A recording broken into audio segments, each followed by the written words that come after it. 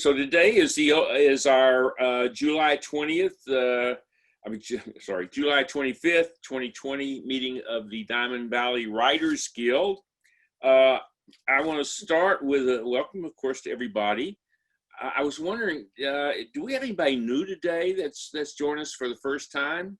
If you do, if you raise your hand, let me know. Would like to know. Nobody's raising his or her hand. No newbies. All right. I just want to make a quick announcement about dues and payment, and I thought Sandy is going to do that. Sandy.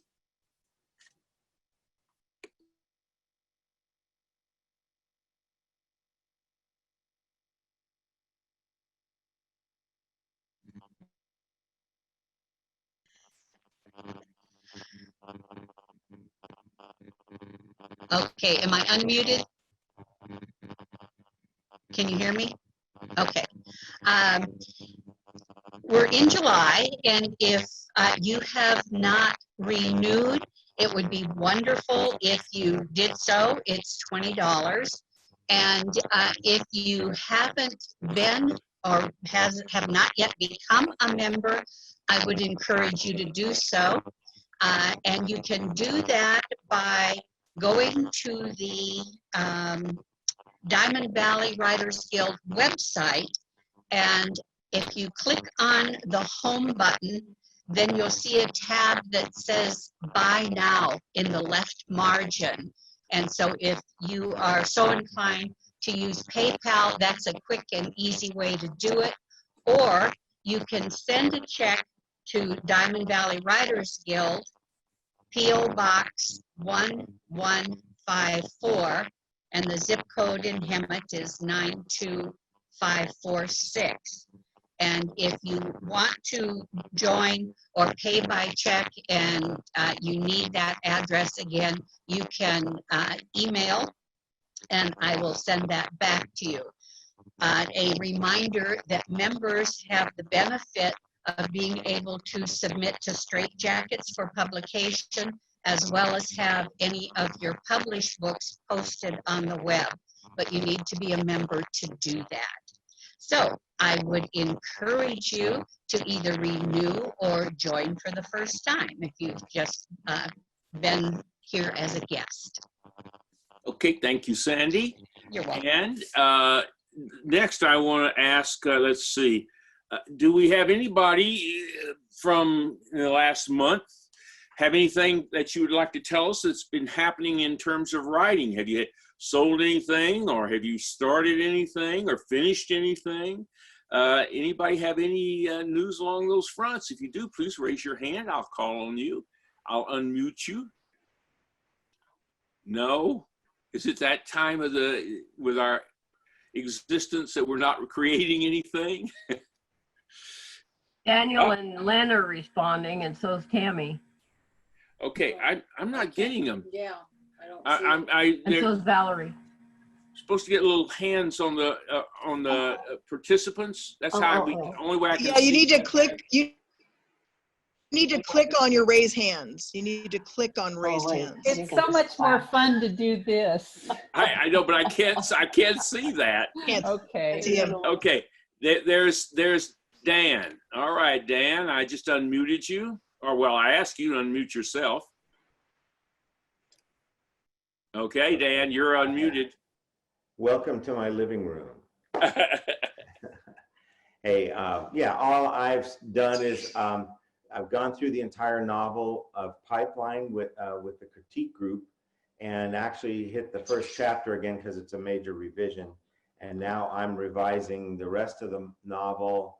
Hopefully it'll be done by the end of this year and ready for possibly a professional edit or whatever the next step is going to be. So big step because it's my first novel. Done a lot of short stories and newspaper articles and magazine articles, that kind of stuff.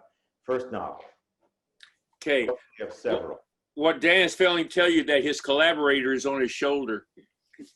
So, yeah. That's my shredder. He's my shredder for the rejected. Okay. Whatever the critique group rejects, he gets to shred. Thank you, Dan. Okay, next on the list, Ellen. Oops. What? I entered a writing contest, Women on Writing. It's called WOW, and I sent a chapter from my book.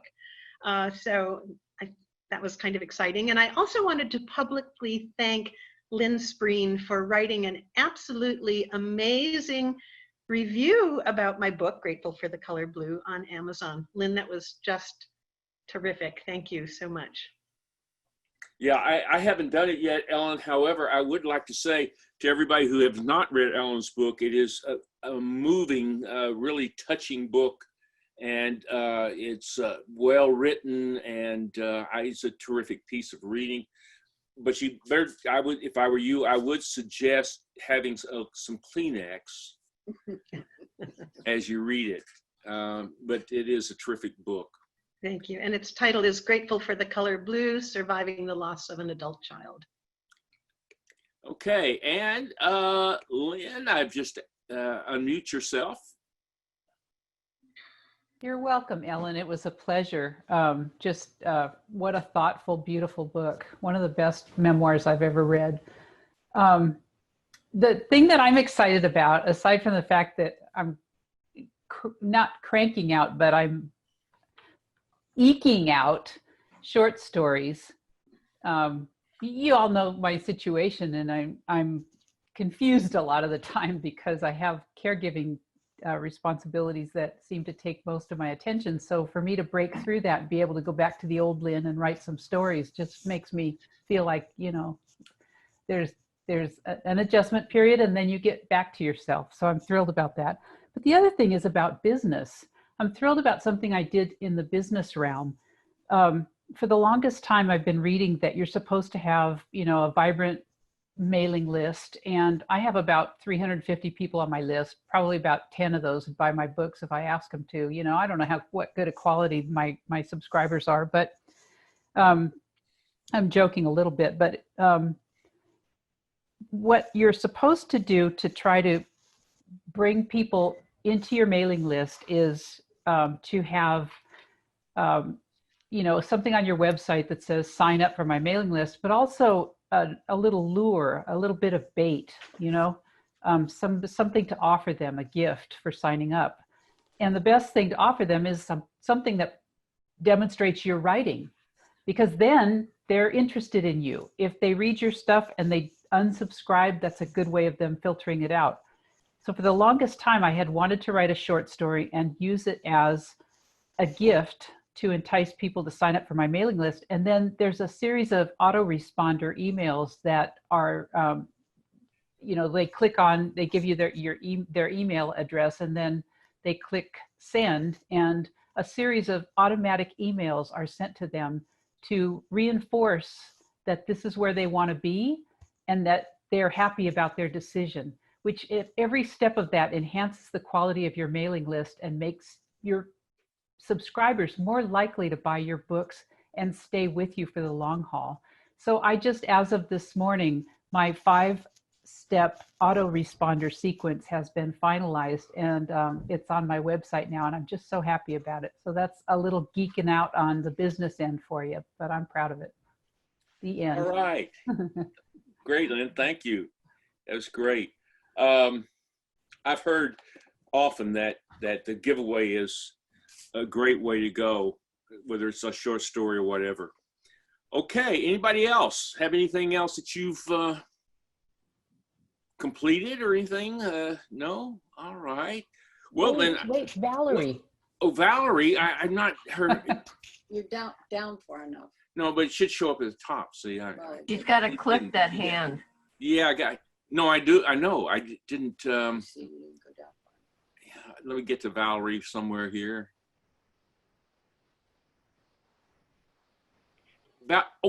There's Michelle. I got Michelle's hand raised. There, Valerie, there we go. All right. Am I there? Yeah, you're there, Valerie. Okay, I see my tiny screen all lit up. I'd like to welcome anyone who wants to write every single week to come to the Interrobangs on Interrobang Zoom. And Mike Buckley, who's a member of Diamond Valley Writers Guild, has just published a book. It's called The Bloody Padre. You can get it on Amazon. And Bob White has also published another book in his detective story. So even though it's summertime, a lot of people used to be gone, we're still up and running every single week, first 3 hours of Tuesday morning, 9 to noon. All right, great, Valerie. I also have here a little notice from George, who says he's 44K words into writing his Wang #6. So he's producing. Michelle, you have something to say.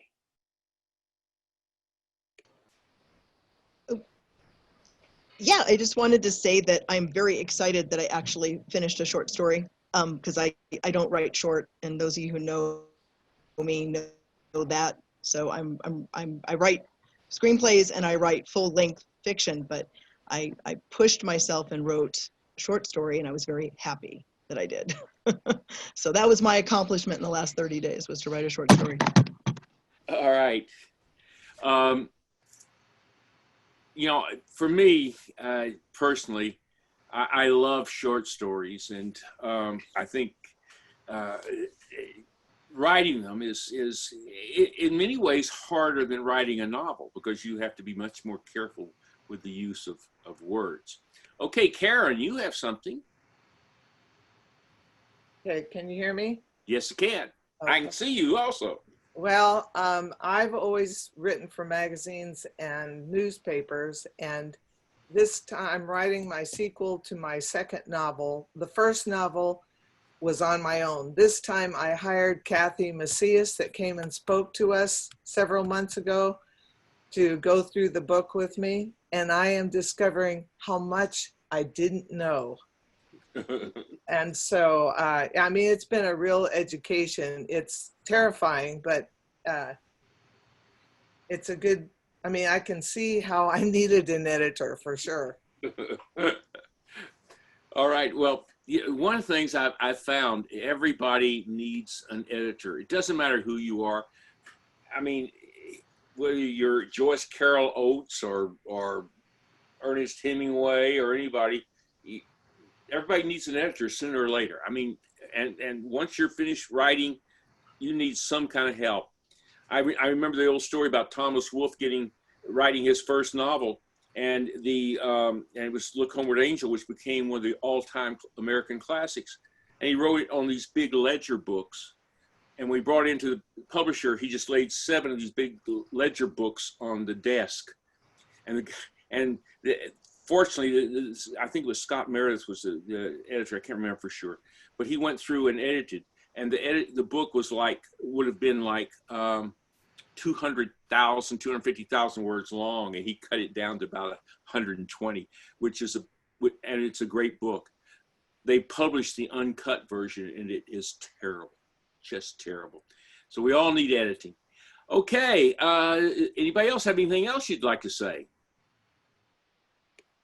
No. In that case, then I think we'll move on to the next item, and that is Cheryl with Straitjackets. Tammy had something to say. Oh, Tammy? Mm-hmm. Tammy, where are you? Just unmute yourself, Tammy. Oh, I don't know how to raise my hand in Zoom. I like it as a thumbs up and a. That's okay. That's all right. Well, I lost my job due to COVID, so I am now spending my unemployment time working on the 3rd book of my sci-fi trilogy. So I'm taking a Writer's Digest class, and it's pretty grueling. I thought 2,500 words a week would be a breeze, and it's not at all for me. It's very, very tough. So I'm actually even not working, barely squeezing that out every week. So I'm getting there, though. I'm almost done with the class. Okay. Do you know that Hemingway wrote only 500 words a day? That's all he did. And he would write from 8 to 12, and he would do 500 words a day. And once there, he just quit, and that would be it for the day. I'm slower than that. All right. Well, You know, the thing about writing is that writing is not easy. It's always been hard, and it should be. Writing shouldn't be easy. If you want to do it well, you know, you have to make it. You have to really work at it. That's one of the things you're doing. So that's great. Kathleen, you have something. Hi. I want to thank Michelle again for inviting me. This is the second time I've been with you guys, and you're such a wonderful group.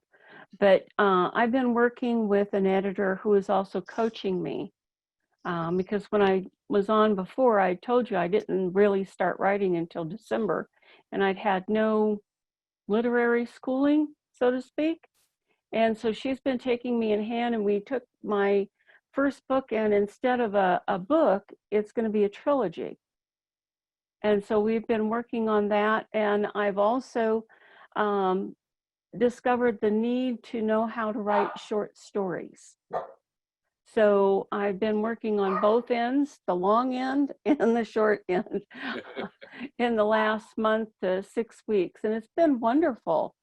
There's a lot of contests out there for short stories, which give you timetables. Like one story I had to write was exactly 300 words, and it had to be about red lipstick. Oh, wow.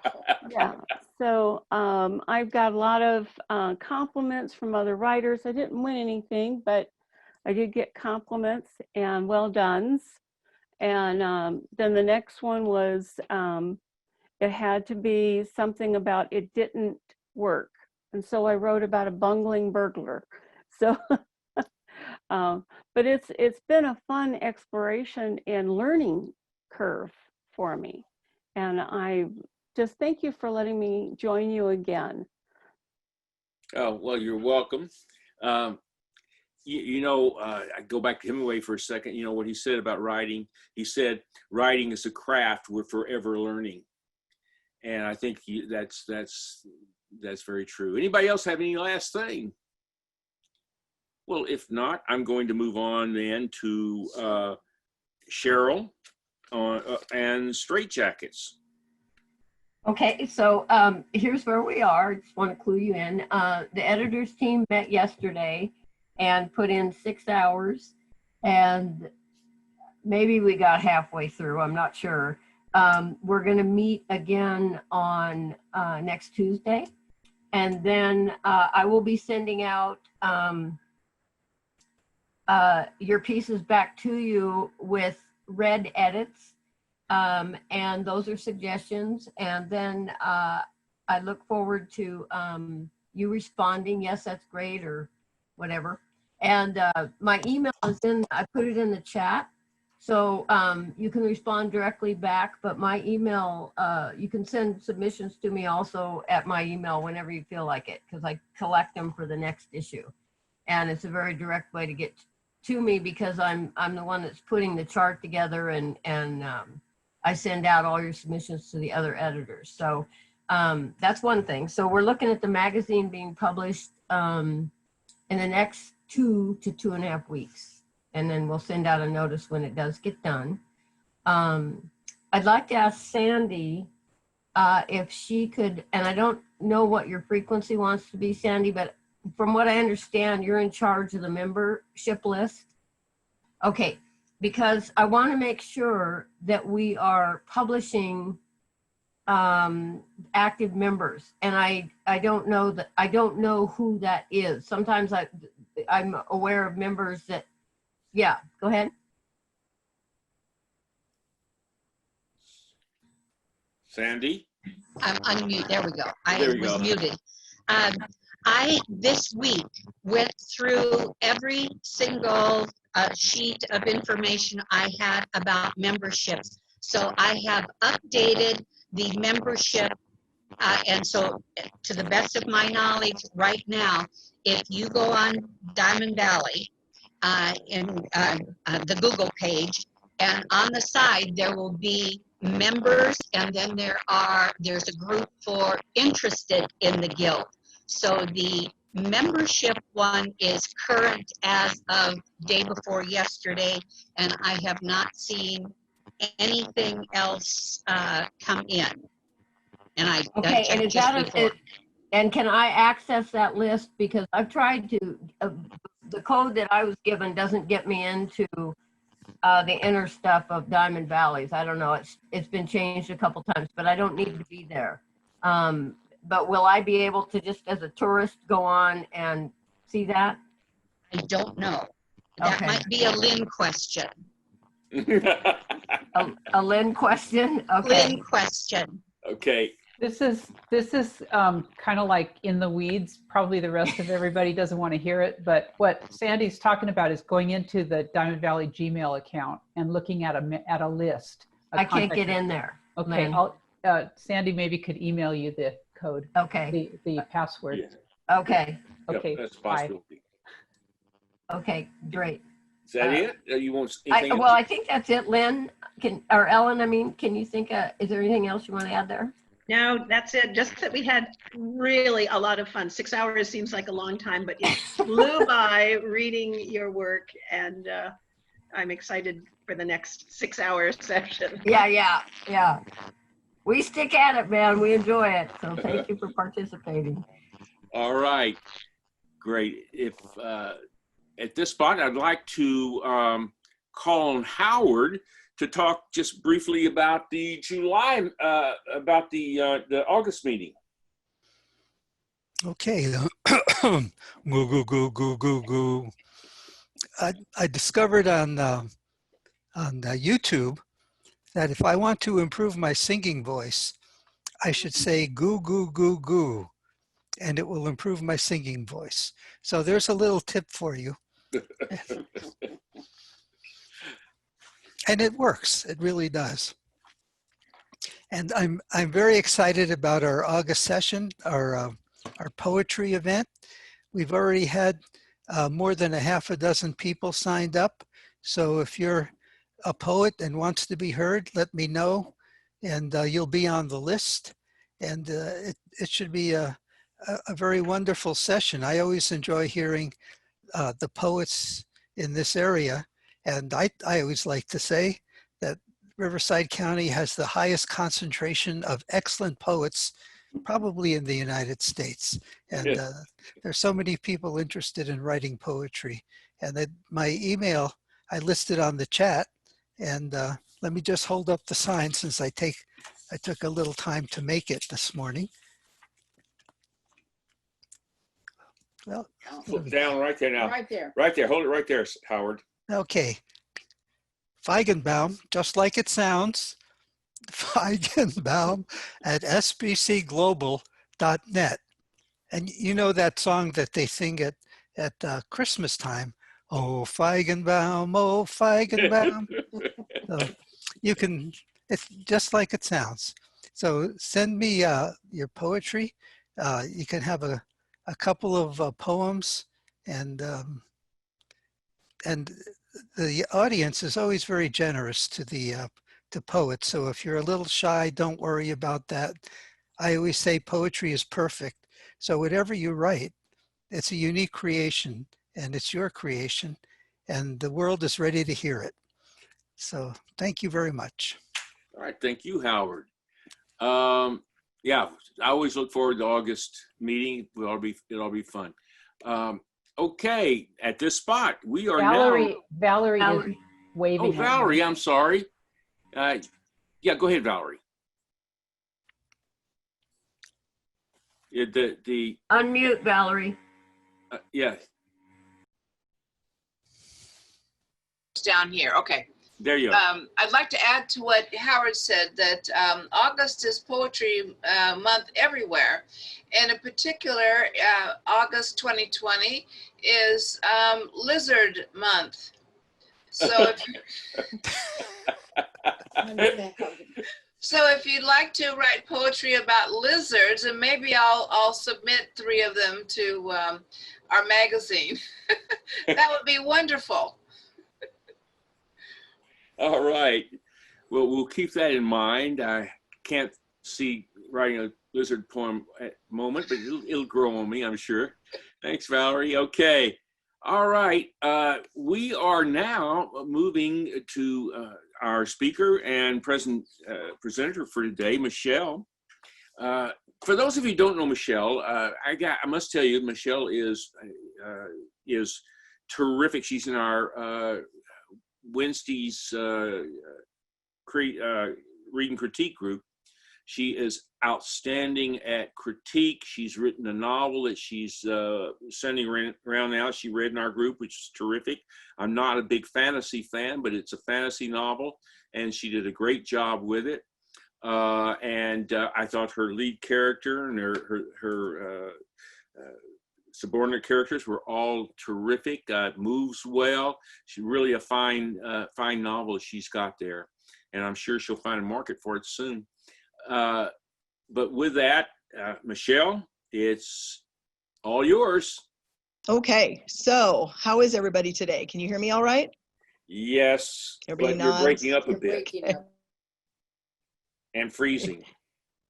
I'm sorry for the confusion on this. I'm going to try to do my share screen, get that going.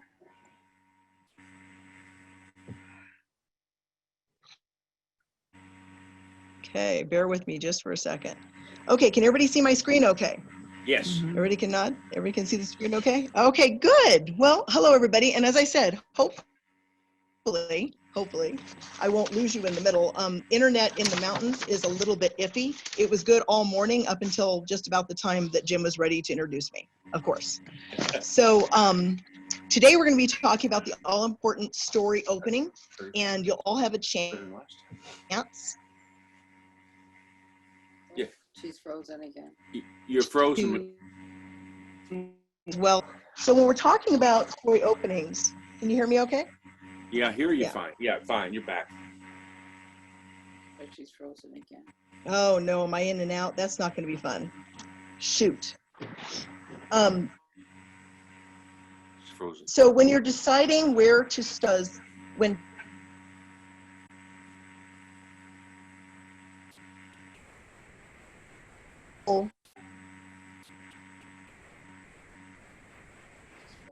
our editors and agents are notorious for putting something down and continue to read it. So when you're talking about the elements of a good story starter, what are some effective opening qualities, or I should say things that it should contain?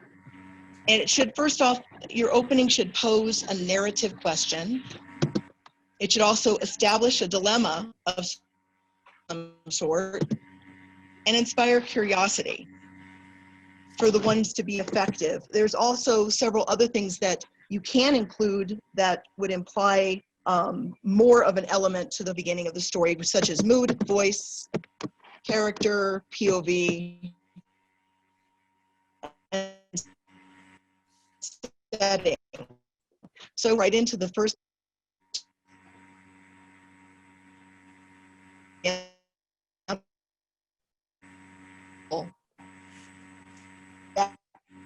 Michelle, we I can't hear. had parts of it down all over the house to read me something he read because he thought it was great. So, did I lose you? Yeah, we can't hear you. Can you see a picture? Yeah, see the picture. Your voice is breaking up a lot. We're missing it. All right. I may have to sacrifice visual by going back inside because maybe the internet is just bad here. Hang on with me for a second. Sorry about this, guys. I wish to tell everyone we tried this out yesterday from where she was, and it worked fine. So, Of course. You know, Jim and Vicki, it really works. It helps that she has the PowerPoint presentation because, you know, her words aren't as critical as, you know, her just pointing out what's on the PowerPoint. So I think we can muck along, but. yeah, no, we can. We can. Yeah. I agree with you. We can. It's just that yesterday when we did this, it all worked fine. And she did it from that area. Everything was fine. We tried it out. So. Okay, I'm almost back. Hold on, guys. All right. In my experience with Zoom meetings, it helps if everyone goes to mute except the speaker. I've got it on mute for everybody, Okay. but some people have Unmuted. unmuted.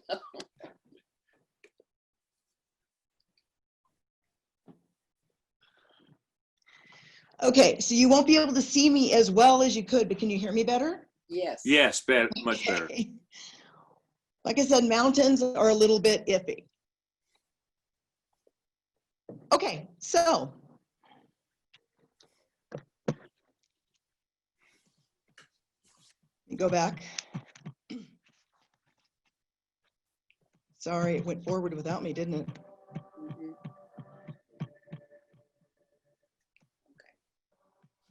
Okay, back to Diary of a Wimpy Kid. So the first sentence, first of all, let me get something straight. This is a journal, not a diary, by Jeff Kenny.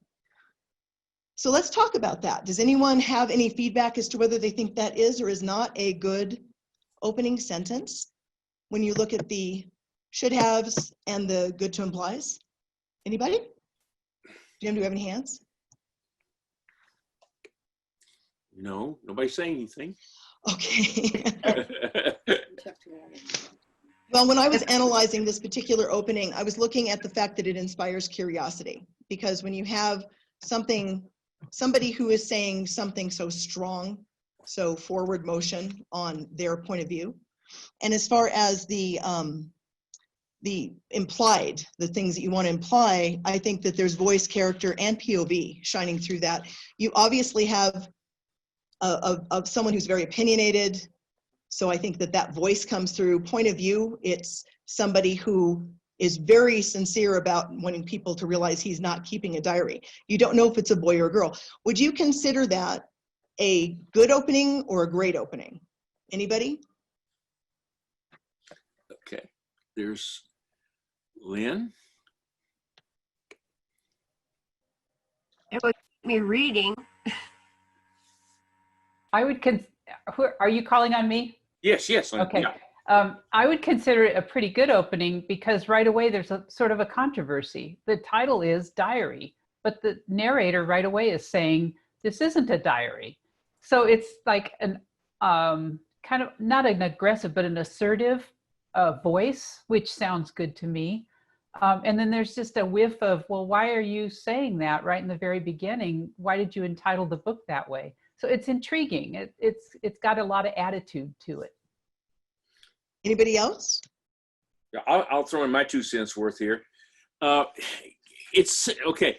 Lynn says assertive. I would say in this case, if he calls it Diary of a Wimpy Kid and says this isn't a diary, it's a journal, he seems to me to be in that area of undecided. He can't, yeah, okay, he says this, but he names it something else. He seems to me. So I think there is a clue to his character in the first sentence.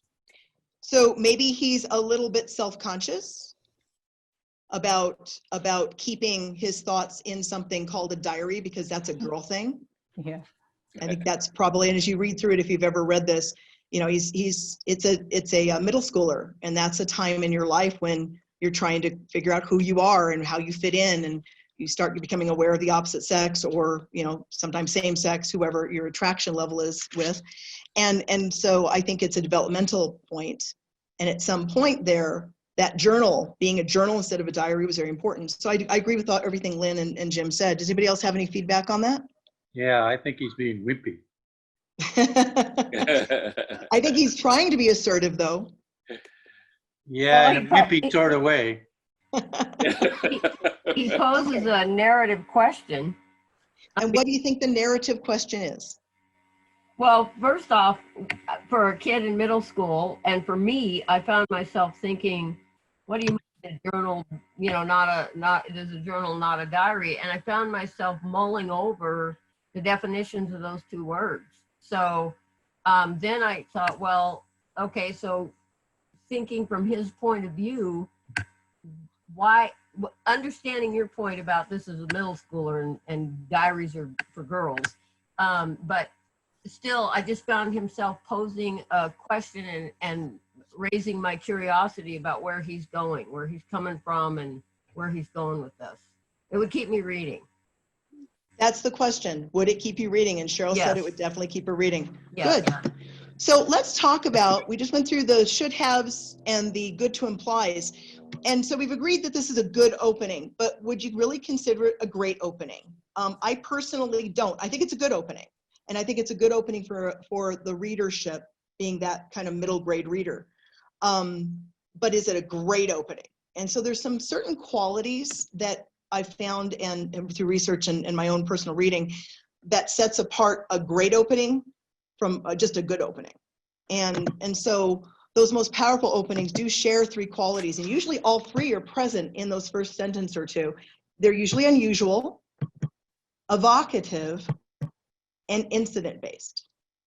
So the Diary of a Wimpy Kid example really wasn't incident-based. It was unusual and evocative, but it was kind of missing the incident base because there wasn't something actually happening. So let's go on to a classic. I love this story. How many have ever read, it's probably a kind of a rhetorical question, but how many of you have ever read Charlotte's Web? It's a 1952 children's masterpiece. And where's Papa going with that axe? Anybody want to weigh in on whether that meets the unusual, evocative, and incident-based criteria? Anybody? Anybody? Can somebody unmute? There's Cheryl. Okay, there she is. Okay, Cheryl, do you want to say something? No, I was just weighing in. I don't know how to weigh in. I raised my hand and did the thumbs up, so then I had to just unmute and blabber. Just unmute. That's yeah, fine. that's All fine. right. Go ahead, Cheryl. Go, Lynn? Well, obviously, she's carrying, I don't see the picture now, but she's got, what, it was a pig in her hand? Yeah, a little pig in her hand. Look at the faces of the lamb and the pig and the little girl. And the minute you go on a farm, where's Papa going with that axe, you know what that means. You know, and so that's very evocative and for a child, worrisome. Anyway, which pet of mine am I going to lose today? You know. What about you, Lynn? Well, that was pretty much what I was going to say. It's evocative. It evokes a sense of dread. And it's incident-based, is it not? Incident-based as well. Something is happening. There's something happening. Okay, good. Now, what about the should-haves and the, you know, good to implies? So we've got the should-haves and the good to implies. How do those relate? Is there a narrative question? Does it establish a dilemma and inspire curiosity? Does everyone pretty much agree that those are all present in this particular first sentence? Now, what about those good to implies? Are all of them there? Is mood there? I think so. Yeah. It's a mood of a little bit of maybe minor dread or trepidation of some sort. And then you've got a voice. It's a definite strong voice. Character, we actually have 3 characters in the scene in one sentence. Do you know who the 3 characters are in that sentence? Anybody want to weigh in on that one? Nope. Well, you got Papa. Yeah. Go ahead. You go ahead. You're going there. No. Go ahead. Go ahead. No. Well, you've got the child and you've got Papa, and I don't know if you can count the pig. I mean, is that a character in that scene? No. Think about the sentence. Where is Papa going with that? Well, the axe is a character. Actually, the person she's talking to, there's a third person in that scene we haven't been introduced to yet. Okay, see, I didn't know that. As far as I'm concerned, she was talking to herself. Well, anyway, it's one way to look at it. But the only thing that's really lacking, there's definitely a point of view there of this character voice. The setting, there isn't really a setting. We don't know it's on a farm necessarily by the first sentence. So let's go on to a couple other examples because I want to really dive. Dennis had something to say there. Oh, who did? Dennis. Perfect. Go ahead, Dennis. Dennis? Same thing. Already been said. Oh, already been said. Someone beat Dennis to it. Okay. As far as mood, I think it raises curiosity. Papa, where are you going with that axe? And so it's curiosity from her point of view. But when we are looking at what she's holding and what the picture is, in the reader, it raises some concern or unhappiness because you have, as the reader, you get the picture that probably the pig is going to be slaughtered. Right. Now, keep in mind, it's the first sentence of the novel. You've never seen this novel before. You don't know it's about a pig yet. It's first sentence. So But she is holding, the picture means something. She's holding okay. a pig. Okay. And there's a lamb, which that picture tells me, of course, I grew up in farming country, so that told me right away it is farm. And the axe means that the pig is going to be killed. Right. That's because you looked at the cover of the book before you opened and read the first sentence. And you're right. That probably was the cover. So you're saying it has all three should haves. It inspires curiosity, establishes a dilemma, and poses a narrative question of what's going to happen. Where is he going with that axe? In fact, it's a question. So it automatically has a narrative question at the beginning in the mood. Okay, great. Let's go on to some without pictures so that we could just rely on words. Okay, this is from Harlan Coben's 2019 domestic thriller, Run Away. The opening sentence is, Simon sat on a bench in Central Park, in Strawberry Fields to be more precise, and felt his heart shatter. So let's look at this. Does it share all of the qualities? Is it unusual, evocative, and incident-based? Anybody? You can just nod if you agree. That's fine too. If you don't agree, raise your hand. Something is happening. Lynn has something. Lynn? Sure. No, I just wanted to say that for me, it's I can't go back and look at the statement, so it's hard to kind of, assess. I don't want you to think we're not interested, but I think we only can see one screen at a time. So like we go back to that because you showed it to us. That's a little bit of a difficulty in answering the questions. So I didn't want you to take it as a lack of enthusiasm. Well, I'm kind of in a void here anyway because I can't see all of you. I can only see like Cheryl and Sandy and Jim. Yeah. So, but there it is if you want to look at it again.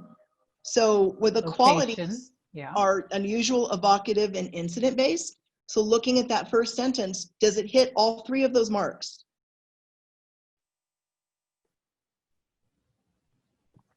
It's not unusual.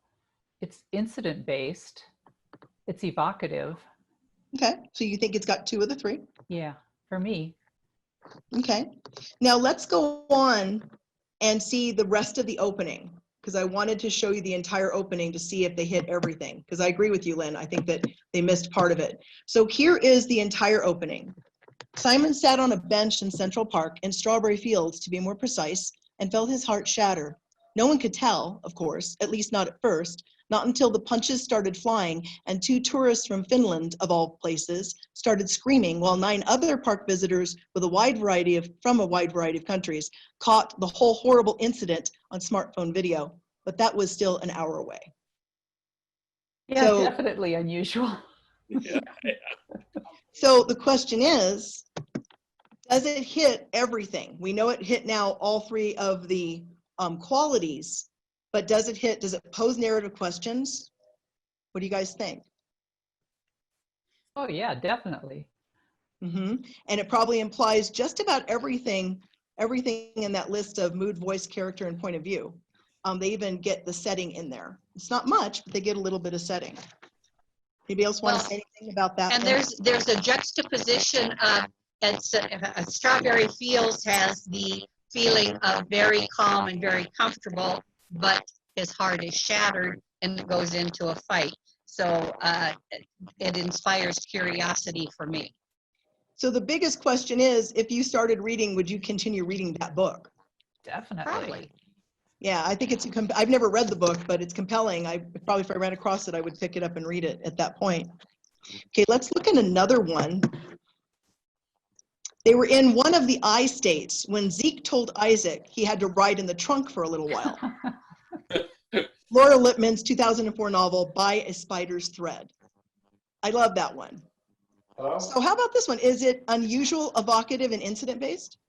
Yeah. What do you think? Yeah, there's an incident happening. It's in one of the I states. Okay. We're not sure exactly where. Dan would like to speak. Okay. Yeah, I tried raising my hand electronically and yelling and waving. Okay. Sorry, Dan. Now that's my fault, Dan. I'm trying to see here. Okay. So I'm trying to figure how to work with it because I was on mute and full screen, and I had to figure out a way to see the unmute and where to raise my hand and stuff. So I got that sorted out, but it just took me a while. So whatever works, I just need to know what to do. So as far as the previous one, I really didn't like it. I thought it was kind of a clunky sentence to try to jam a whole lot of things in one thing, you know, with the Finland and 9 people and phones and a fight. You know, his heart exploded, but there was a fight, and I don't know. No, it didn't draw me in. This one kind of does in an intellectual sense. They were in one of the I states. I don't even know what that is. So, okay, that's something to think about. When Zeke told Isaac he had to ride in the trunk for a little while, okay, so now I guess they're traveling and they want to hide Isaac for some reason, or maybe they're going to do something they don't want him to see. Maybe they're, you know, brothers or something like that. So that intrigues me a little bit. That brings me in that way. Okay, good. Anyone else want to say something about either of the 2 examples? Well, can I ask a question? Sure. Okay, so when we're going along. Oh, I'm sorry. I didn't mean to mute you. Cheryl. I got it. Okay. Okay, the titles are there. And so the first thing I do is read this sentence and I go, wow, you know, who wants to ride in the trunk and what on earth? And then I go down and I read the title. So is that fair? Because By a Spider's Thread has its own intrigue that would definitely cause me to hit that first sentence. The title would get me there. I'd hit that first sentence and I'd want to go on. But is that a fair thing for what you're trying to teach us here or not? Yeah, no, that's perfectly fine. I think a title is incredibly important. People don't usually buy a book unless the title grabs them. Yeah. Yeah, that's what gets you to open the book. So that's very valid, I think. Anyone else want to speak to that? Okay. I'm unmuted. I had to agree with whoever was speaking before Cheryl that I don't know if there's any rule against brevity for opening lines, but I felt the other one was too long and too complex, whereas this one is you know, short and easy to grasp. But the other one also confused me, and I don't think I would read the book, continue reading. I might just to try to unsort everything they had in it, but I don't know what anybody else thinks if an opening line should be short or not. I had a comment also about the sitting in the park and strawberry fields, and I think an opening line needs to be careful about the locations. As soon as I saw strawberry fields, I immediately went to the Beatles song, and it pulled me away from the story, or it pulled me away from the scene. So I think one needs to be careful about the locations or things that might be distracting. Okay. Okay. Lynn? Oh, Lynette, I'm sorry. No. Yeah, this is Catherine. Personally, with the first example, I was intrigued a little bit about why in the world he would be punching people, but I wasn't really drawn in by that but that was still an hour away, because that kind of explaining all those things before they actually happened kind of drew me in. So that was. Did you feel tricked when you got to that line? A little bit, yeah. It was kind of like you were pulling the wool over my eyes on what was going on at the time. So. But you know, to go along with your comment, you know, you did talk about the tourists that witnessed the whole horrible event. So there's foreshadowing that something gross is going to happen, whatever it is. Yeah, definitely. Yeah, that led into that last line, but that was an hour away.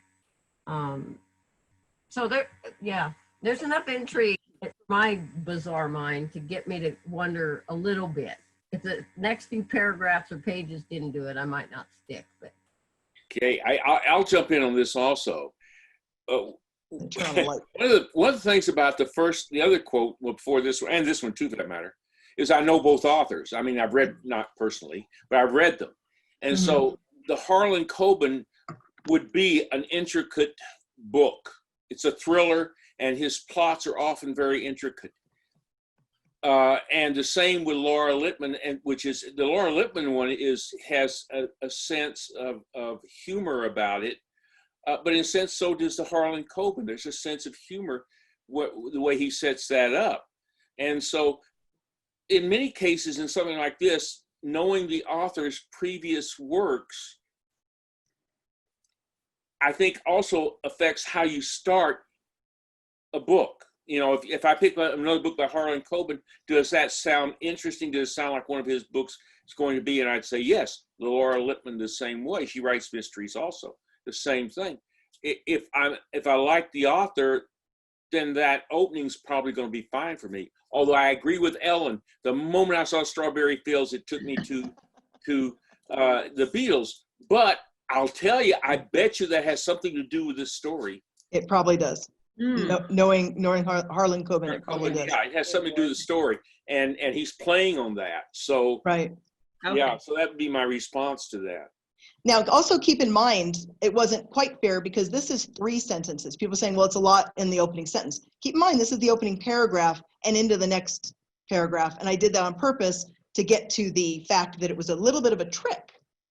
And you can get away with that sometimes. You got to be really careful. And that's going to actually, does anyone have any more to add before I move on?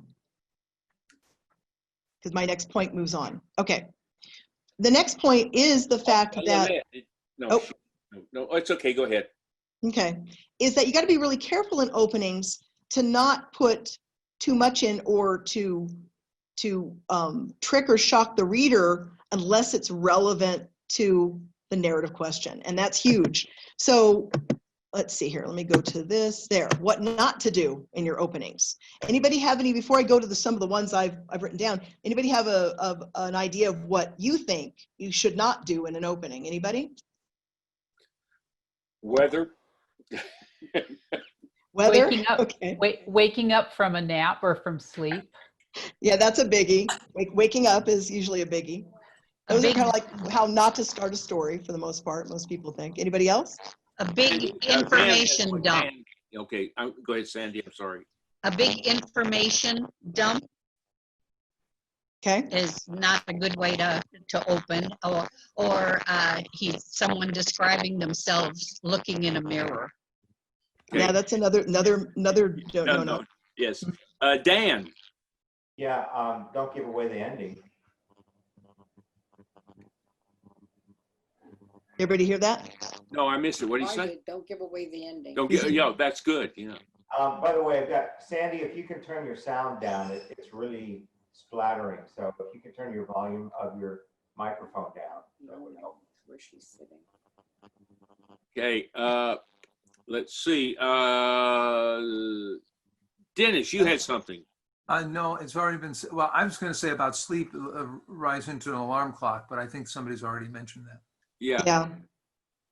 Okay, and so yes, sentences that here's a big no-no. Sentences that the sole purpose is to shock your reader without it having anything really to do with where you're going with the book or the narrative question. So for example, you don't want to open with the earth exploded.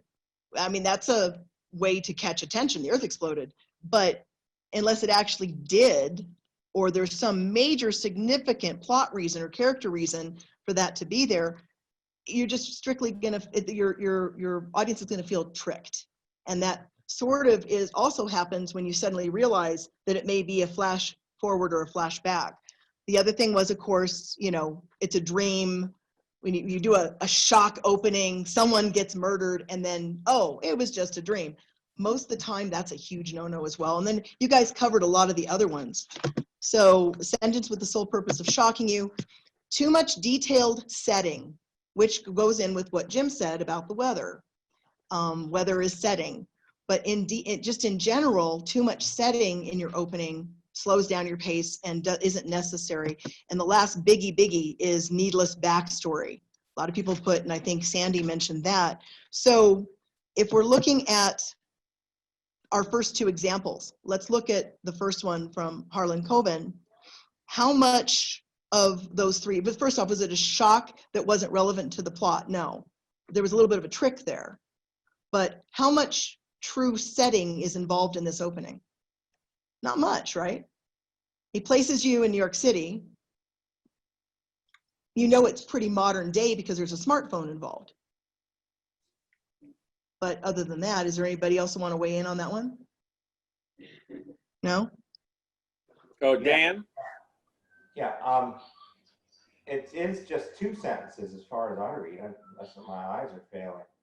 And, you know, and there's the heart shattering. Now you say that that's relevant because you read the book. So, but to me, that's what I thought of when you said the earth exploding.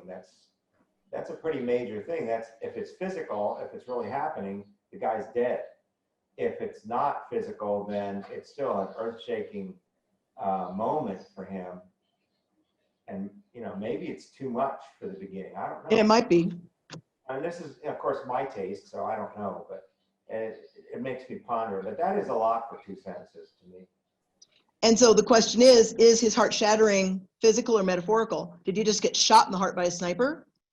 Or did his heart shatter because he saw his wife with another man? I don't know. I've not read the book. I'm just throwing out ideas. We don't know whether it is metaphorical or an actual, but since suddenly people are fighting and people are catching the horrible incident on smartphone, I'm kind of leaning toward, has anybody read this book? I have not. I read Berlin Coleman.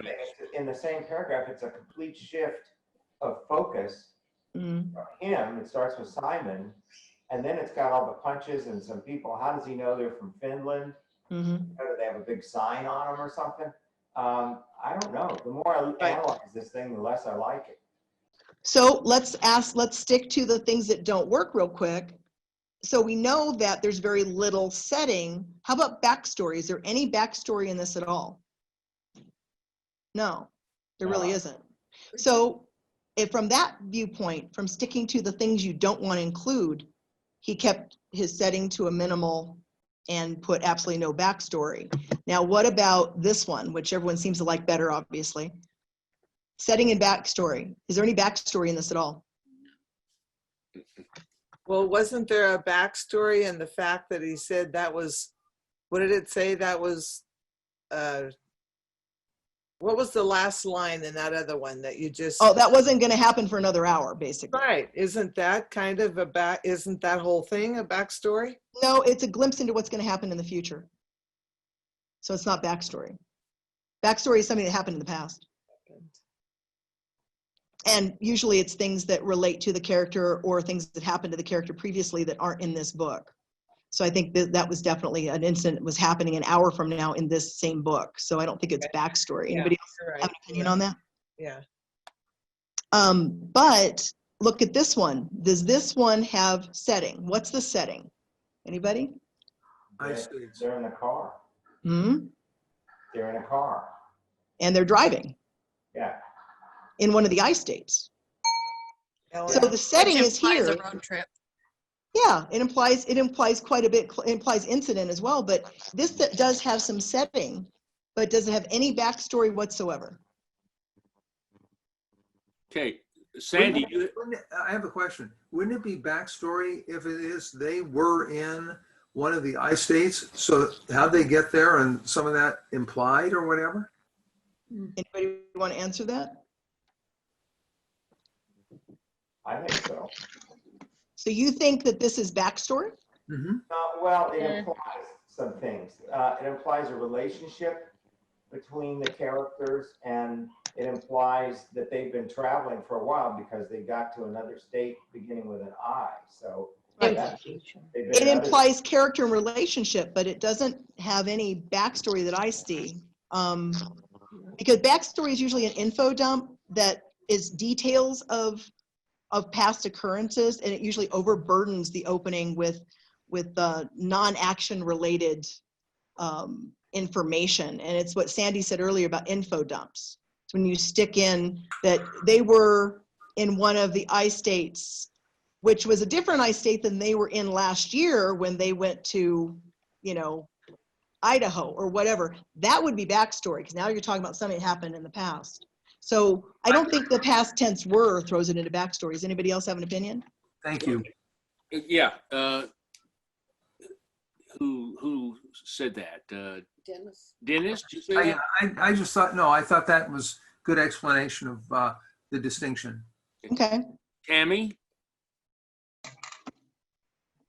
Did you have something, Tammy? Oh, no. Okay. I said I thought that was a good distinction there that we were So able that kind of covered the were not being backstory? Thank you. Okay. Yeah, Cool. one other thing I'd like to add here is that any statement like this is going to be, there's going to be information that's implied, but it's not backstory.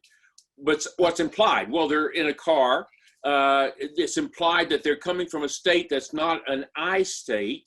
It's not Indiana or Idaho, or it's coming from another state. There's at least 2 people in the car.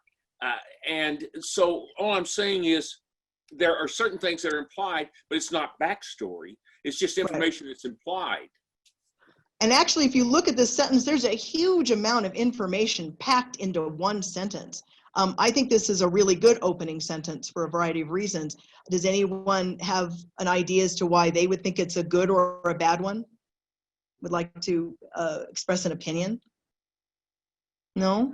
Anything else? We'll move on if not. I don't really have something as to that, but I just realized the fact that they were in one of the I states. The I states aren't exactly next to each other all the time. So it implies that either they don't know where they are or they don't want the reader to know where they are. Right. Or the narrator doesn't really know the difference. He confuses or she confuses Iowa and Indiana and Idaho and keep going. So I think it has an amusing kind of a humorous touch to it if you look at it in that viewpoint too. The person doesn't even know where they're at. It's funny because I inferred from that they were kids playing some kind of game about what state starts with, and then building on something from there, like they have to think of other words that start. And it could be, it could be children. I've not read the book. There's another possibility. The I state might not necessarily be a physical state, but it could be a psychological state. And that's what you can have a master's in psychology. You look at shit shows. That's funny. Okay, well, let's go on to a couple more examples before we turn it over to you guys sharing. So here's one. Prologue, Paris. They will be looking for me by now. And that's from The Orphan's Tale, 2017 historical romance by Pam Jenoff. So let's look at this. It's 7 words, 9 if you count the words prologue and Paris. So what do you guys think? Oh, it's powerful? intriguing.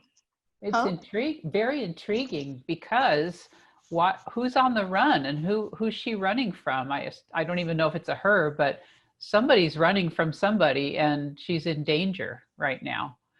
So you think it contains all 3 of the qualities that we talked about before? It's very intriguing, yeah. Unusual, evocative, and incident-based. It's an incident because someone's looking for. Yeah, I do think so. Yeah, all 3. It immediately makes you want to know more immediately. Okay. How about Oh, I'm sorry. No, go ahead. Well, I find it interesting what Lynn and Karen are saying because I don't know if it's the word prologue Paris, but this sentence leaves me completely cold. And I'm hearing what they're saying, and I say, yeah, that's true. They'll be looking for me by now, but there's something in the setup. I don't know if it's the prologue Paris that turns me off, or like if that wasn't there, I might be more intrigued. But prologue Paris feels too formal, or something turns me off by this, and I can't pinpoint it. I don't know. Sorry. Okay. No, that's fine. It's the word prologue. Yeah, I think so. I don't know. Paris. I mean, I none of that. I don't need any of that information at this point. They will be looking for me by now. Grabs my own imagination and draws me in. When you give me prologue Paris, those 2 simple words, they're too formal for me. They're too formal, and I don't want to know that yet. So So if you didn't see Prologue in Paris, the line would be good for you. Yes, isn't that You what? know, another thing too is the orphan's tale. Immediately I thought, well, this must be the orphan and the orphan must have run away. Mm-hmm. Again, I've not read the book, so I can't tell you, but it's a historical romance. So, you know, what's interesting is chances are you'd be, you know, the type of reader, Cheryl, that wouldn't even see Prologue in Paris because that's at the top of the page probably, or in the middle before you hit that first sentence. So it may be an invisible thing for you. I included it because that's what it was included when I was researching, you know, pretty famous first sentences. But it might be, you know, like you normally read chapter 1. I don't know. Some people skim right past that and just start with the first sentence. Well, I'm like Sandy. I read every single word everywhere. Me too. Me too. So does this ask a strong narrative question? Because, you know, on our should haves, does it have that strong narrative question? Will not for me. I don't know. It's not. Okay. Dietz, did you want to say something? Yeah, I did. I think if there'd been some space between Prologue and Paris, it would have made a difference. And then also, I think if under Paris, they would have put the date that this happened, that might have been more intriguing to me. Okay. Do keep in mind the spacing is probably mine. I didn't put a space between. I think but so. I typed This it. is a prologue, and she's just putting the place, which to me, they'll be looking for me by now. By the fact that it was in Paris, that added more intrigue to me. Especially if they put the year that this had happened, that would have helped me more. Okay. Now, what about our good to imply, the mood, voice, character, point of view, and setting? Does it have any of those 5 elements in there? Mood. Anybody? Not for me. No mood at all for me. I think it does have, for me, a sense of trepidation, and it's foreboding. She's on the run, right? See, but it could be, because when you say they will be looking for me by now, there's a lot of places that could go. Certainly they could be in danger from the person looking from them, but it could also be, especially since it's the orphan's tale, that implies a child, which to me also implies hide and seek, which is not dangerous. True. So or she could be window shopping, and her friends are wondering where she's at. It just doesn't carry it enough for me. Yeah. Okay. So there's a lot of different ways that could go. I agree. I think that's a good point. How about voice, character, point of view, or setting? Anybody? I think it's got kind of all of it except setting. Well, setting in the first 2 words, but not in the sentence itself. We know it's Paris. That doesn't tell us too much. But we don't know the time. Not at all. Yeah, we have no idea. It's historical, so it's... Well, let's go on to another one. How about this one? They shoot the white girl first. Paradise, a 1997 literary novel by Toni Morrison. You've probably seen this sentence before. This one's a pretty famous sentence. So what do you guys think? That's 6 words. It does a ton of work in 6 words. Oh my gosh. Does it hit all 3 qualities? Say the qualities again. Huh? Say the qualities again. Unusual, evocative, incident-based. Absolutely, all 3. In 6 words. Do you want to keep reading? Yeah. What about those should haves and could haves? Let's look at this, because this is a really good sentence, I personally think. And again, I've never read this book. Does it pose a narrative question or questions? Absolutely. Definitely. Yeah, you want to know what happens. It's like the narrative question is, well, why? Why did they shoot anybody? And why was it the white girl? And who's going to get shot next? And who's doing the shooting? And why are they shooting? A lot of them implied in that. And then what about establishing a dilemma? Do you think it establishes a dilemma? Inspires curiosity? Yeah. Definitely. Voice. Yeah. So how about mood, voice, character, point of view, and setting? There's no setting. Not sure about the point of view. Yeah, we don't really know who it is. It's a little bit of a setting. It's a little bit of a setting because it's apparently some kind of turmoil or some situation in which somebody can shoot somebody. That you know, it's not every place that can happen, and it makes the title seem ironic. Paradise, yeah. So what the experts said about it is it creates a chilling mood, establishes a matter-of-fact narrative voice, inspires curiosity, and raises a variety of narrative questions. So, And what if the shooting was with a camera? there you go. It's not. Yeah. Also, it's not about a camera. Yeah.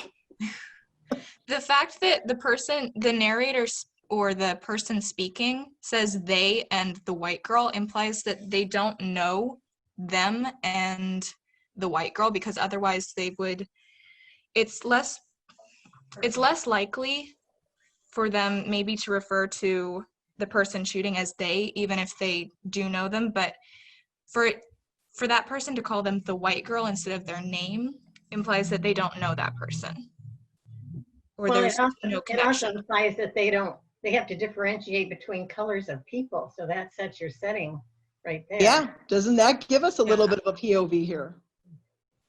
Yeah. Okay, want to go on to the next one, or anybody have anything else to say about this sentence? Okay, I've got just a couple more before we go on to what really not to do. Here's one. We were about to give up and call it a night when somebody dropped the girl off the bridge. Darker Than Amber, a 1966 crime novel by John D. MacDonald. Now, I'm really kind of worried about all these women. They keep doing things to these girls. They're such handy props. Okay, this sentence is 19 words. Happens to a woman, you know, it's like women and children first, or, you know, they killed innocent women and children. So people care about women and children. So they're going for the heart thing, right? Yeah, I think so. So what do you think about the qualities? Remember those qualities that we keep referring to: unusual, evocative, and incident-based? It's an incident. They're All of dropping them. somebody off a bridge. Yeah.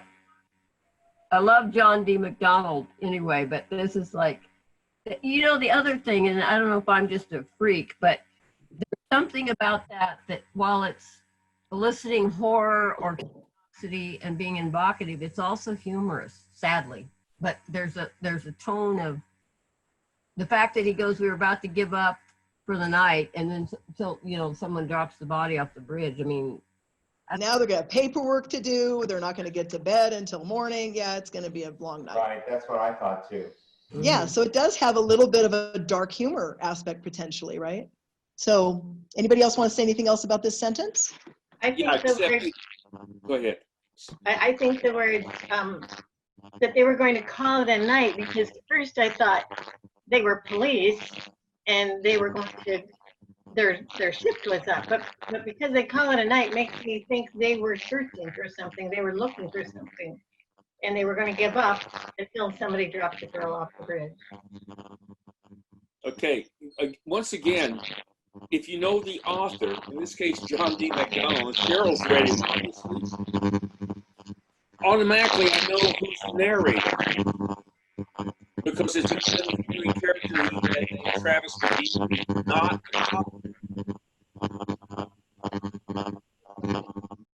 That Sandy? Yeah.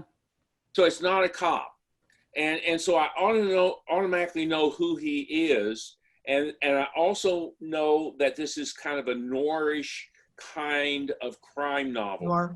Just because well, actually, I've read this book back about 1966, but John D. MacDonald was, you know, one of these guys that was as a matter of fact, I learned more about writing from an essay he wrote once than any writer I'd ever read. And he violated one of his own rules in this by using the word "were." But you know, to me, that's a fascinating opening line, because I'm drawn into the story immediately.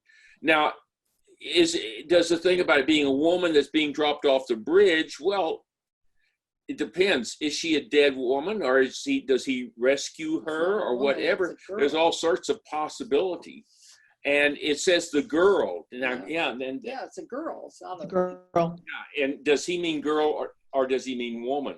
Yeah, and you don't know from the first sentence, but it is enough. The question is here again, going back to the original, you know, purpose of this. Would this line keep an editor, an agent, or a reader moving forward and turning pages. And that's really what it's about, because you have to read that first line to get to the second, the third, to the next page, to the second chapter. And I think this one would, if you're especially into that genre, that's a line that would keep you reading, don't you think? Michelle, you know, what's interesting about this is what Jim said. Now, I have not read this particular book, this particular story, but what's really weird is that what I put in with we were about to give up and call it a night, maybe it's because of the last one with Prologue Paris, but I have this as a group of people on a date. And they're on somebody, and all of a sudden they see somebody dropping a girl off a bridge. So you know, it's fascinating to me, the mind of the reader, how imaginative they can be. And I think I was set up to think this is a date by Prologue Paris. You know, different book, different example. My response is that by knowing John D. McDonnell, I know Travis McGee's not on a date. Right. Yeah. Well, see, and yes, exactly. But so a reader comes into a story from a whole bunch of perspectives, and I just looked at the sentence, and that's where I went. Right. Yeah. You know, keep in mind, but by the time you would have gotten to the sentence, you would have looked at the front, probably read the back jacket, already knew the genre, and kind of be in the mindset to know where it's starting, you know. Yeah. Okay, anything else, or should we move on? We good? Okay. Once upon a time, there was a woman who discovered she had turned into the wrong person. Back when we were grown-ups, by Ann Tyler. I love Ann Tyler. 17 words. Would you want to keep reading? Oh, yeah. Now, I'm sure Daniel wouldn't, right, Daniel? No, you're mistaken. I think it's... now you got to tell me, why would you think that? No, I'm just teasing you. Go ahead. Now tell me why you would keep reading. I'd love to know. Okay, because I think, well, I can only speak for myself. I've had that as another form of the same question, you know, like what if, you know, there's a lot of what ifs in life, and this is a different view of the same thing. So this tells me, and the fact that it's once upon a time makes it a little bit fairy tale like, because she didn't have to put that in there. And so that tells me it's going to be whimsical. So that's interesting to me. Has anybody actually read this book? No, I've read Ann Tyler. What book? Oh, When We Were Grown-Ups. Okay. Because I haven't either, to have context as to where it goes. But the question is, would you, from that sentence, keep reading? Does it ask those narrative questions? Yeah, you want to know, well, what person did she turn into and what did she think she should have turned into? Are we talking about psychologically, emotionally? Is she in a place in life where she wasn't expecting to be? You know, is she suddenly, you know, a high-powered Wall Street attorney and she really wanted to be an artist? I don't know. What? Well, it could also be like a fairy tale where she's actually literally turning into someone. And it could. Yeah. I have a question for the men in the group, and for the women as well, actually. This, I think, on a psychological level would resonate with a lot of women, and perhaps a lot of men would get this too, but does it have a feminine feel to the point that it wouldn't attract men? I'm just curious. I can answer to start with, okay? First of all, Ann Tyler, she wrote a short story one time. By the time it was over with, I was crying, okay? So I know, you know, and I read one of her novels, and I loved her. She's a terrific writer. You know, it has to do with whether a man is willing to read women. I think it comes down to that, whether he does or doesn't. I mean, I've had male friends that won't read women writers, but I've had women friends who won't read men. Oh. So, you know, one of my favorite people I ever knew, she said, well, I will read your book, Jim, but that was it. But she just literally stopped reading men writers. No. So, you know, it comes down to, it doesn't matter to me whether it's a man or a woman, it's whether the writer can make me feel something. Well, in terms of the sentence by itself, if we did not know this was Ann Tyler, I'm just curious if with the sentence itself, if that would attract, I guess that's what's saying. Is it too female a tone to attract men in? That's what I'm wanting to hear, I guess. Yeah, I'd like to address that. Okay. For me, I think men don't tend to be as introspective, and I think women are more introspective, and it's just the way I think things are. So I think a man is more drawn to action, and a woman might be drawn more to psychological or introspective ideas. It's not that it's not an interesting story, and I don't think a man would read a book about a man being that introspective unless it's brief and in a larger context. Yeah, the first thing I thought of was that it's very much like I think it's Stephen Covey's question. I worked so hard to get where I am, and now I find out I didn't want to be there. Very thoughtful, Chuck. But okay, but my question would be though, would a guy read it then if it says once upon a time there was a man who discovered he had turned into the wrong person? No. I mean, the thing is that to me it works either way, because it's what we're talking about here is, in a sense, what intrigues me is how the person changed. I think, to me, look at it this way: in any fiction we're writing, isn't it we're most interested in how the character changes throughout, from the beginning of your story until the end? So what are you saying? Are you saying is that once upon a time there was someone who discovered that they had turned into the wrong person? Might be better?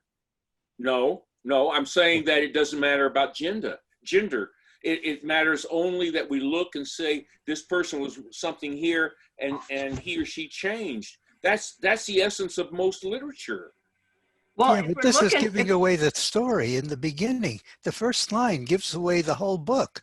I wouldn't read it just for that. Okay, and the point, that's a good point, Howard. And since we're trying to get to what makes a good opening sentence, and if we're trying to reach the greatest audience possible and not exclude anybody by once upon a time, or I was a woman. If you're trying not to exclude any reader, it makes me question the I know this would draw women, it would draw me for a while. But I just question its effectiveness overall. That's my question. I just think the use of the word the phrase "once upon a time" is so cliche. I think a new author would have a hard time getting this accepted, because that would probably turn off an agent or whatever. I think I'm maybe less inclined to want to read about this book because there's something called the Imposter Syndrome. And a number of years ago, they said that women found themselves high on a ladder, and they felt like they were imposters. So there's a lot of implications to this. If there's something about that, I might be more interested in reading it, because they feel like they've really become a person that they didn't expect to be, and they may even doubt their own credibility as they move up the corporate. Well, and I think you're probably closer. I've not read the book either, but I have half a notion you're probably closer to what this story is about than it being a fairy tale. I think it's really about somebody who woke up one day and realized, I'm in a place in my life, how did I get here? This is not who I wanted to be. I think that's probably what this is about. That's what I get from this sentence. But I think everyone's brought up incredibly good points. But the question is, does it hit the marks for a good sentence? Maybe it could be positive, because I didn't plan to be who I turned out to be. And to me, everything that's happened to me has been positive. Well, except they use the word wrong. But wrong is, I guess, the wrong person. I'm not, wrong doesn't have to be negative in my mind. I mean, I'm not that person I thought I would be. I'm the wrong person, but it turned out to be incredible for me. You know, if I was going down the path I thought I was going, I didn't end up on that path. Okay. I'm grateful. Okay. So we're really split. I think Once Upon a Time does lead you to think, you know, fantasy, children's books. That's it. Sandy? Sandy, you have something? I rather liked Once Upon a Time because of the fairy tale quality. But Once Upon a Time, this tells me there's probably going to be a happy ending if that's going to be the frame of it, and that this is going to be a story about discovery and how this person has changed and so forth and so on. So I rather like Once Upon a Time because I'm a big fan of fairy tales. There we But go. this is going to be more real than fairy tale. But I thought it was a clever way in. What's interesting to back. Oh, I'm sorry. You're the wrong person. I'm sorry. I'm sorry. Go I ahead. want to back up Sandy a little bit because this for me, and I could be totally wrong here, feels female psychology. But Once Upon a Time tells me that as little girls, and it's kind of like what Vicki was saying too, as women and girls and children, where we try to plot out where we're trying to go in life, this tells me she started out with who Once Upon a Time tells me she had an image for her life, okay? And that whatever's happened here in her life, she's discovered she's turned into the wrong person, okay? So I agree with Sandy that I'm not put off by Once Upon a Time. I just want to say that. I'd like to say too that it's meant ironically probably, because the whole idea of women going into the happy ever after is like the fairy tale of your own life, which Tammy Beveridge is just pointing out on the chat that it's probably meant to be ironic. And I think that it is that way. I read the detail page while we were talking to find out what the book was about. And it's about a 53-year-old woman who's been a very good housewife. And all of a sudden she looks around and thinks, was this what my dream was? That's pretty much the image I got from the first sentence, and I hadn't read from what you said, Michelle, you got it. Yeah. I'd like for you to look at the title and the Once Upon a Time and how they fit together back when we were grown up. And Once Upon a Time, it fits. It fits there. So, you know, I'm a fan with the beginning. Unlike Howard, I don't think this tells us everything. It doesn't tell us what she was to begin with. It doesn't tell us where she winds up. So, but does it get you to read the next sentence and the next sentence and the next sentence? Absolutely. Yeah. So is it effective overall as an opening? For certain readers, would it be an effective opening? Obviously it was. It's a published. Absolutely. I wish I had written it.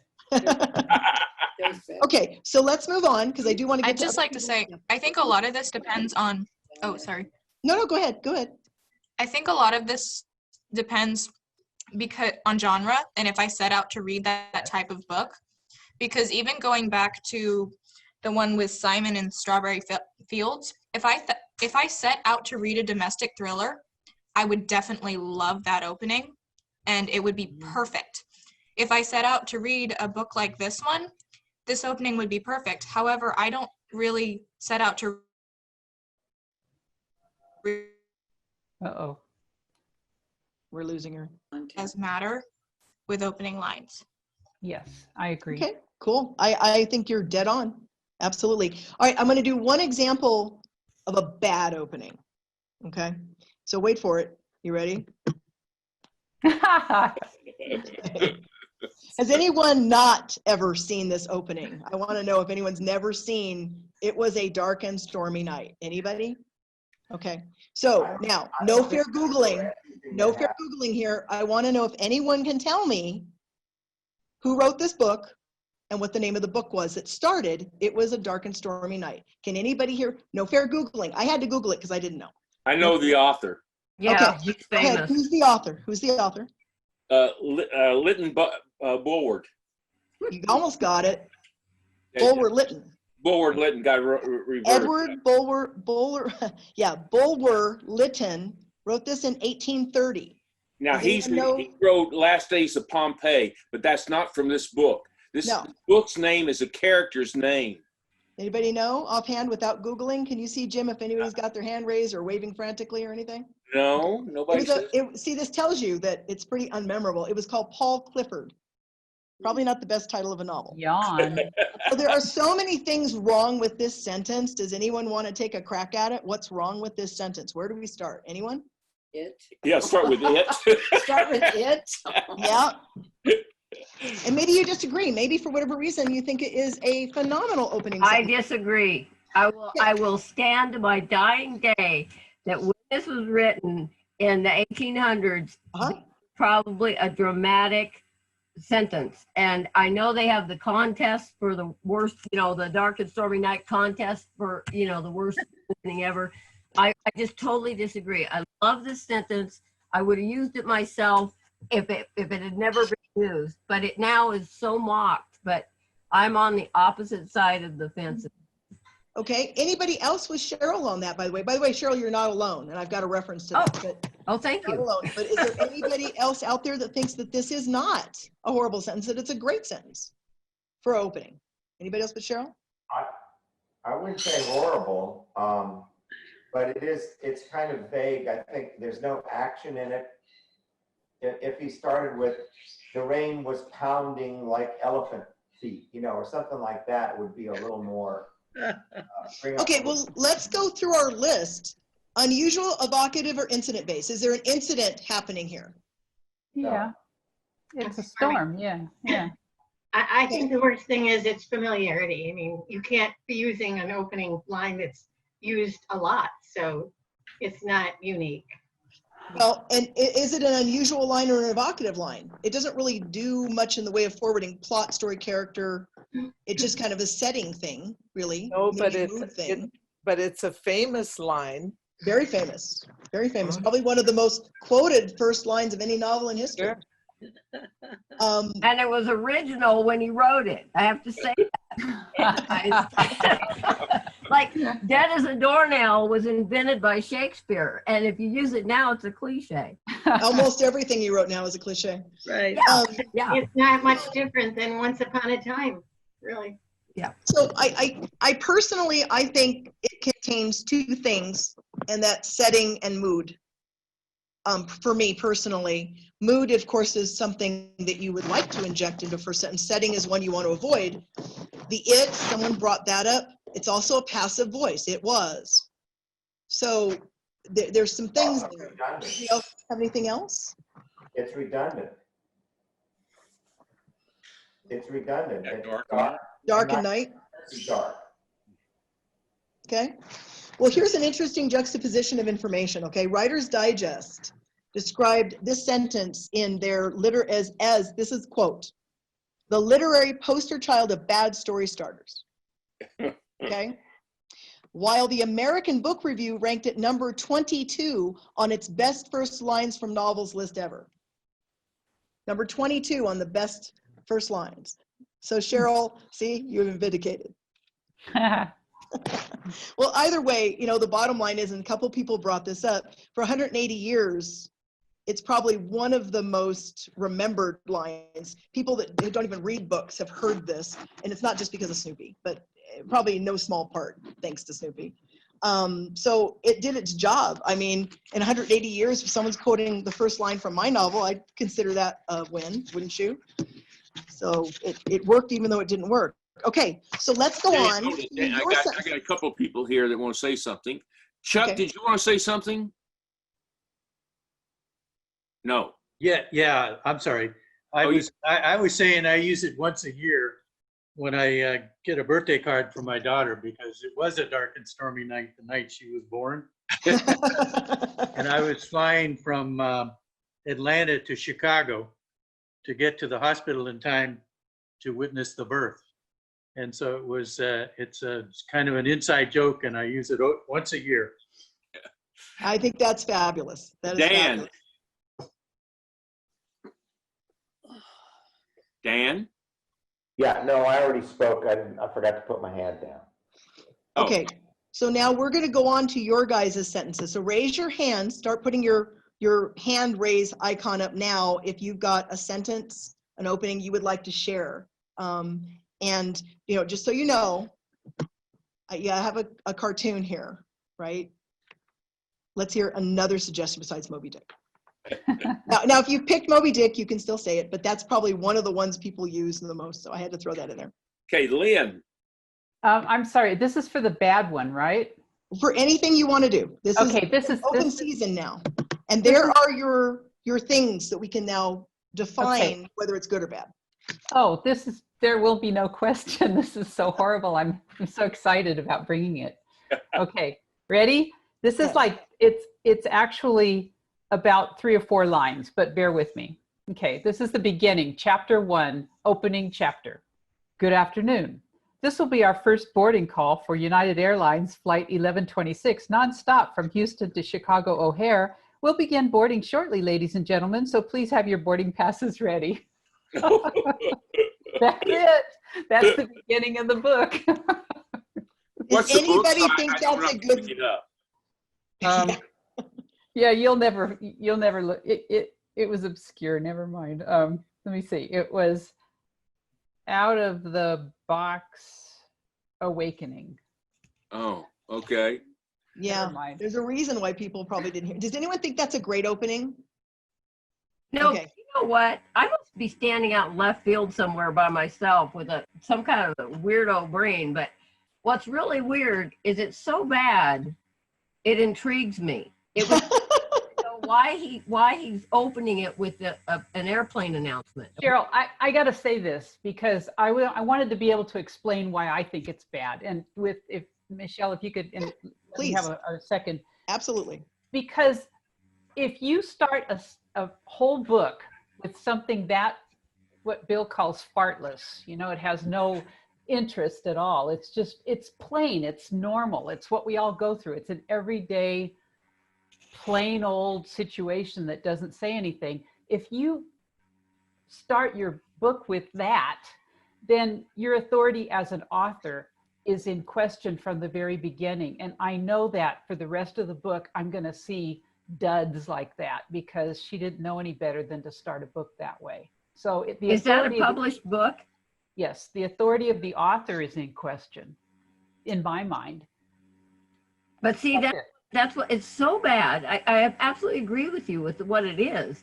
But I thought, you know, this is either a very skilled writer. It would cause me to it's either a very skilled, sarcastic, ironic writer that's taking something so horrible. I would want to know in the next few sentences or the next maybe couple pages.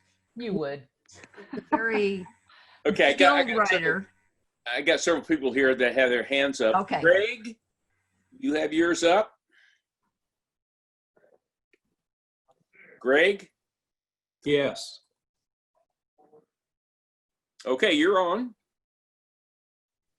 If, as they say, the threat of the hangman's noose has a powerful way of focusing one's attention, the same can be said of pregnancy. Okay, what's that from? That's from A Reporter's Life by Walter Cronkite. Oh, interesting. And I've read the book and it's a good one. Anyone want to comment on, we don't have to go into extreme detail, but looking at all of the different elements here, anyone want to make a comment on that, or should we move on to the next one? Got a lot of people. Yeah, got several people here. Let's go on to the next one. It was definitely unusual. Dennis. Yeah. I have two first lines. The first one is from The One Thing. It's a nonfiction book, and it talks about focusing in on one item. And it begins on June 7th, 1991. The Earth moved for 112 minutes. Not really. It felt that way, but it felt that way. And he's talking about the movie City Slickers and how it changed his life, and it set it up. And then I have another one. I don't know if you want to talk about that one first, or you want me to share the next one? Go with the next one. Okay, here's the next one. This one is by from Isaiah's daughter, and it's a novel of prophets and kings, and it begins, "My friend Yerda said to be brave, but why? Brave or scared, we kept marching." Brave or scared, we said more. Okay. Anybody? Okay. Melody, you have one. Melody, you're muted. You have to unmute. Okay, can you hear me now? Yes, can. Okay, I just have one. It was a bright, cold day in April, and the clocks were striking 13. That's from a very, very, very famous book. Anyone recognize it? God, I've read it back. 1984. Wow, Dennis. Okay. Very good, Dennis. Yeah, and I thought it violates, the weather report. But then right after the weather report, cold day in April, and the clocks were striking 13, and of course that grabbed me totally. And 1984, George Orwell. I'm going to go dig that book out somewhere in my house and read it, because I don't remember that as an opening line from so many years ago. But it certainly kept me, it intrigued me, even though it started with Jim, and horrible weather report. But I guess not everybody remembered, including myself, that was the opening line, but it certainly would have pulled me in, despite the fact that, it was the weather report. And Sandy's bored to death. No. Oh, well, you were yawning. Okay. No, I was clearing my throat. Sorry. Okay. Okay, Anyway, Sandy, you're next. You have one. Nadia Gauman died in my arms.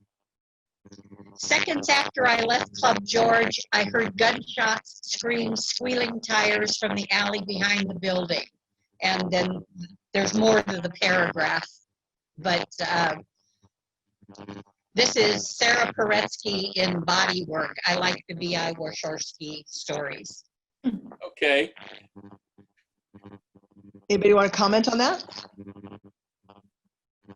Okay, somebody else? Sandy, is that good or bad to you, Sandy? Oh, it's good for me. Okay. Works for Sandy. Yeah, good for me. Or I wouldn't have bought the book. Okay. Next is Ellen. So I think this is interesting because I like the first line. I don't like the second line. So the first line is, and this harks back to the Ann Tyler opening line, "I am living someone else's life." So, and this is from Tales of a Female Nomad by Rita Gelman. So I am living someone else's life. And then the next line is, "It's a good life," which immediately deflates me. It's like, well, so what's the problem? Okay, that's terrific. All right, Lynn, you have one. Okay, this is a good one. On our wedding day, my fiance, James, arrived at the church in a casket. Ouch. Ooh. That one's depressing. Yeah. What's that from? It's called Everything We Keep, and it's about a couple of firefighters who were supposed to get married, and hers didn't make it. Her fiance didn't make it. Very good. Wow. Okay, I would say I would say that one also has a shock value that is relevant to the plot line. That's a shocking, I think, opening. Very much so. Yeah, that's a good one. Okay, I have one. I often believe that you ought to start with a scene, that you ought to go right into it. But my favorite opening line is not like that at all. It's from a book by L.P. Hartley that probably nobody's ever read, called Go-Between. But sometimes somebody just opens with a line that just catches you because it says so much about yourself. And his opening line was, "The past is a foreign country they do things differently there. And I've always found that the older you get, I think, and the more memories play a part in your life, the more those two lines, you know, and that's the opening line or two lines of the book, the more those mean the older I get. And it also plays around with the idea of what is real and what is illusion, which is also one of my I've always found fascinating in literature. So to me, that's a perfect opening line, but yet it has nothing to do with establishing a dilemma or anything else, or point of view even. But for me, that's been my all-time favorite line. Is it a good book, Jim? Yes, it's very good. It's Okay. it has to do with this grown man who's recalling an incident from his childhood, where he becomes a go-between between two lovers, and it's magnificent. And they actually made a movie of it. That's just beautiful film Yeah. that they also made, and they open with that line in the movie. So yes, it's a terrific book, terrific movie. No, it is a good opening line. Looks like we have one more person, Yes. Lynette, right? Lynette, yes. Yeah. Or is it Kat? I think it's Catherine. Oh. Okay. I'm sorry. Asked to unmute. Lynette, okay, good. She's there now. Yeah, it's Lynette this time. Oh, Hi, Lynette. And hi, Lynette. hi. I have two to share. The first one is from The Air Affair by Jasper Fforde.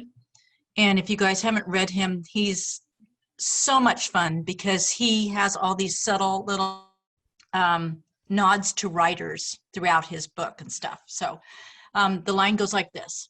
My father had a face that could stop a clock. And as you read this book, you'll find out that that has double meaning. So I think it's a great opening line. The second one is from Pride and Prejudice by Jane Austen. It is a truth universally acknowledged that a single man in possession of a good fortune must be in want of a wife. I think it's a great line. Great line. And I think it was fun when you guys were talking earlier about the line that the woman had turned into a person that she didn't want to be and that it wouldn't appeal to men. I recently heard a conversation, a book discussion on Pride and Prejudice about how it's mostly appeals to women. But the guy that they were talking to, he said it took him 3 times to read Pride and Prejudice at 3 different points in his life before he could appreciate it, because he read it in high school as a required reading and he didn't get it. He read it again in college and it was like, it was again for a school assignment. And then he read it later in his 30s and he totally got it. How So beautiful. I think sometimes it's what stage in life we're in too, whether or not a book speaks to us. True, true. Yeah. And I know Kat had a couple too, right? She did. Let's see. Let me get her. Here, Kat. She's running back in here real quick. There. I just say, I my read choice is- go ahead. Sorry, go ahead. I was just going to say I read Pride and Prejudice as a young man in college, and a female teacher, and it was so it just did not attract me. But then when I saw the movies later on, loved them. Yeah. Good stories. Yeah, fabulous stories. Okay, Kat. Okay, so my choices, my first one was Harry Potter and the Sorcerer's Stone, J.K. Rowling. And the first line of that is, Mr. and Mrs. Dursley of number 4 Privet Drive were proud to say that they were perfectly normal. Thank you very much. Definitely has a voice there, doesn't it? Definitely Yeah. has a voice. Definitely. And the second one is from The Princess Bride by William Goldman. My favorite book of all time. Oh, It's fantastic. Mhm. This is my favorite book in all the world, though I have never read it. Yep. Great. Great I love opening. that one because it establishes the narrator so quick. So, yeah. Good choices. All right. So is there anybody else wanting to share? Anybody else? If Nope. not, then I'm going to leave you with this on my presentation. If I can get there.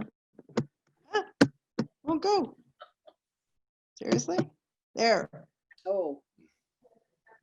Writing killer opening lines. So this is what you need to do is go out and write killer opening lines. If we wrote cartoons, everything you need to know about this story is right there. Is it not? Yeah. Everything about both characters, about what's going to happen. So anyway, I wanted to leave that with you and stop the share so we can go back to that. I hope you guys got something out of this. I know I did in researching and putting it together. Well, I'm gonna mute people. did a great job, Michelle, as always. Sorry about the technical difficulties at the beginning. Oh, don't worry about that. It turned out fine in the end. That's what counts, right? Yep. So it Thanks, was a Michelle. great meeting. I will see everyone again in August for the poetry reads. Howard and I will put together a little video we'll send out to you soon, okay? And other than that, that's it. And everybody have a good month, and we'll see you then. Okay. Thanks. Bye-bye. Bye. Thanks, Michelle. Thank you. Yes, Very thank you. good. Enjoyed Terrific. it. Fun. It was Good, terrific, good. Michelle. Thank you.